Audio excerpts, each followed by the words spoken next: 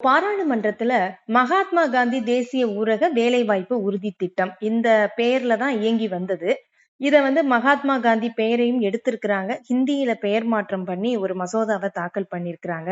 எதிர்க்கட்சி எம்பிக்கள் எல்லாருமே உங்க கட்சி உட்பட இப்போ போராட்டம் பண்ணிட்டு இருக்கிறாங்க.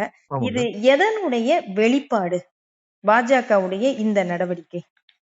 இல்ல, அவர்களுக்கு காந்தி என்ற சொல் பிடிக்கவில்லை, நேரு என்ற சொல் பிடிக்கவில்லை. இவர்கள் இருவர் மீதுமே ஒரு வெறுப்பை, கசப்பை அவர்கள் உமிழ்கிறார்கள். இந்த திட்டம் ஏழைகளுக்கு வாழ்வளிக்கிற திட்டம். இந்த திட்டத்தை முன்மொழிந்ததே இடதுசாரிகள் தான். எனவே இந்த திட்டத்தின் பெயரை மாற்றுவதன் மூலம் மாநில அரசினுடைய உரிமையின் மீது ஒரு தாக்குதலை தொடுக்கிறது. ஒன்றிய அரசு தன் பொறுப்பிலிருந்து விலக பார்க்கிறது. லட்சக்கணக்கான கோடிக்கணக்கான ஏழைகளின் நலன் பொருட்டுதான் இது விவாதித்து நாடாளுமன்றத்தில் இந்த மசோதா கொண்டு வரப்பட்டது.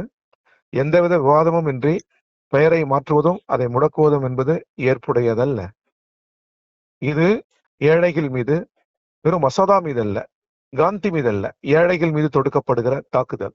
காந்தி என்றால் கிராமம், கிராம சிந்தனையுடன் இணைந்தது காந்தியின் சிந்தனை.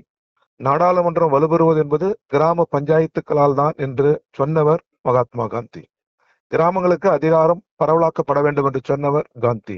கிராமப்புற ஏழ்மை ஒழிந்தால்தான் தேசத்தின் ஏழ்மை ஒழியும் என்று சொன்னவர் மகாத்மா காந்தி. எனவே அவர் பெயரில் இந்த திட்டம் இருப்பதுதான் பொருத்தம். அந்த பெயரை மாற்றுவது என்பதே நாட்டுக்கு செய்யும் தீங்கும், காந்தியை கடந்து செல்வதாகும்.